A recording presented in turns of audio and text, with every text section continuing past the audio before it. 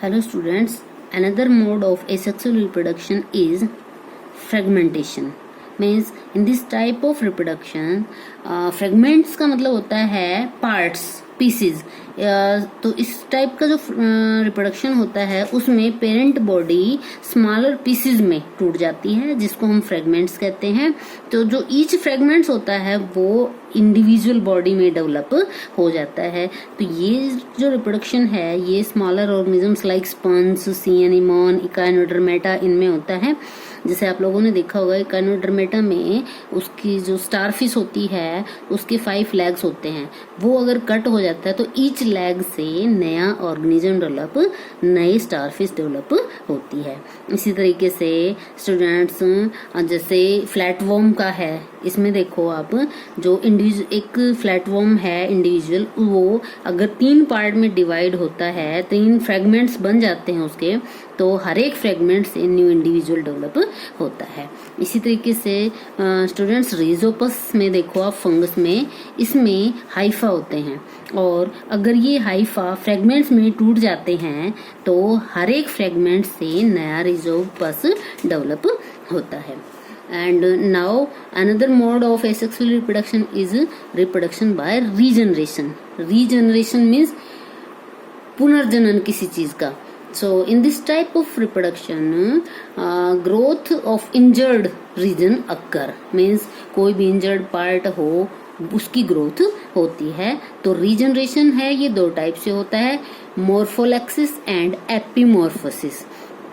Students morphallaxis में क्या होता है, जो ऑर्गेनिज्म होती है उसके whole body grow from small fragments. Means छोटे से टुकड़े, बॉडी के छोटे से टुकड़े से नई बॉडी, पूरा ऑर्गेनिज्म डेवलप हो जाता है. जैसे स्पंज, हाइड्रा, प्लेनेरिया.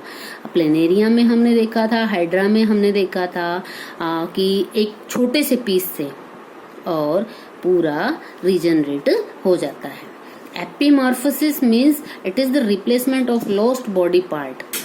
कोई बॉडी पार्ट डिटैच हो जाता है वो भी रीजनरेट हो जाता है, रिप्लेस हो जाता है.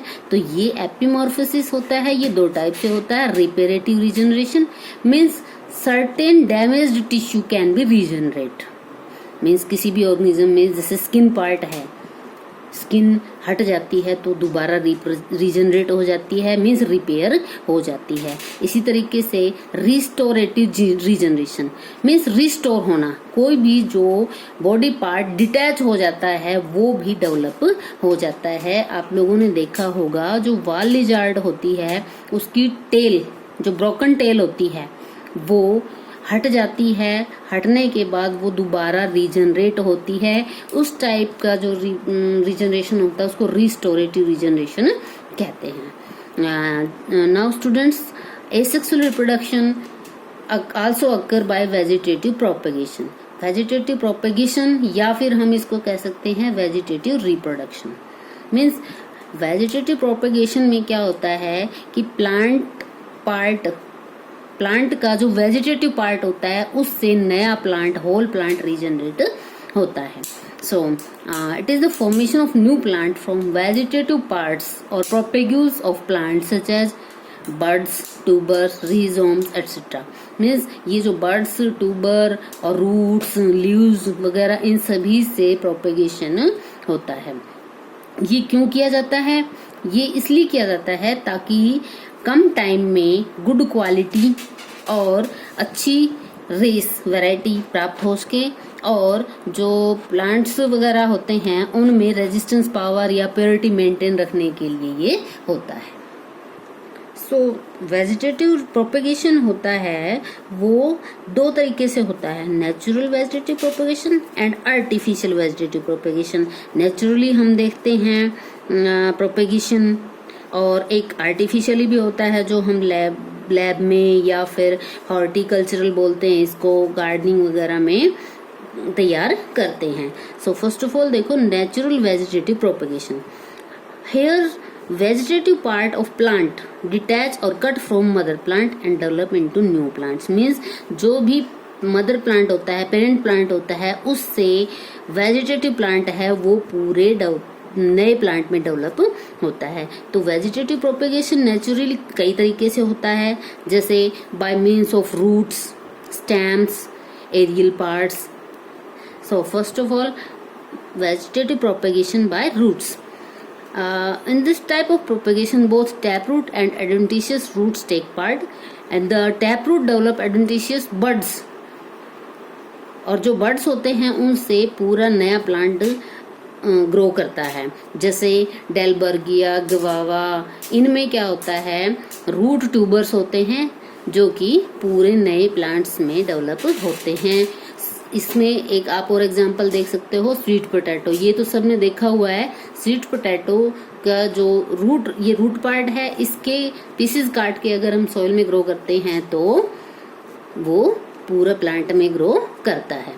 इसी तरीके से स्टूडेंट्स अंडरग्राउंड स्टेम, इससे भी वेजिटेटिव प्रोपेगेशन होता है। स्टेम जो होता है, हम देखते हैं कि कई स्टेम ऐसे होते हैं जो सॉइल के नीचे ग्रो करते हैं, जैसे ट्यूबर्स क्या होते हैं स्टूडेंट्स, आप लोगों ने देखा हुआ है पोटैटो, ये स्टेम ट्यूबर होता है। पोटैटोज में क्या होता है, जो पोटैटो होता है इसमें आईज ऐसे होती हैं, तो ये जो आईज होती हैं नोड का काम करती हैं, और ये नोड इनके बीच का जो पोर्शन है वो इंटरनोड होता है।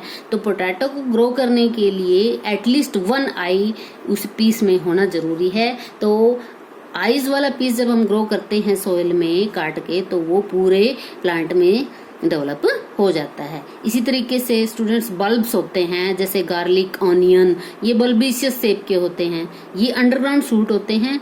इनको जैसे गार्लिक या ऑनियन के पार्ट्स जब हम कट करके सॉइल में ग्रो करते हैं तो वो भी होल प्लांट में ग्रो करते हैं, डेवलप हो जाते हैं। इसी तरीके से स्टूडेंट्स कॉर्न्स भी क्या होते हैं, अनब्रांच्ड सोलन अंडरग्राउंड स्टेम होते हैं, जैसे कैलोकेशिया और अमोर्फेफेलस, जैसे जिमीकंद वगैरह होते हैं। इसमें जैसे ये देखो सर्कुलर नोड्स होते हैं, ठीक है, इन नोड्स के बीच में इंटरनोड्स होते हैं। तो जब हमें ये ग्रो करना है कॉर्न, तो एटलीस्ट 1 नोड पीस में होना जरूरी है। तो नोडल पार्ट जो उस पीस को हम ग्रो करेंगे सॉइल में, तो वो होल प्लांट में डेवलप हो जाता है। इसी तरीके से स्टूडेंट्स रिजोम्स भी क्या होते हैं, ये भी अंडरग्राउंड स्टेम होते हैं, और जब फेवरेबल कंडीशन आती है तो ये पूरे प्लांट में डेवलप हो जाते हैं, जैसे बनाना, जिंजर, टर्मरिक, ये आप लोगों ने देखा हुआ है। इनके जो पीसेस हैं अगर हम कट करके सोयल में लगाते हैं तो पूरा जो पीस है वो पूरे प्लांट में डेवलप हो जाता है।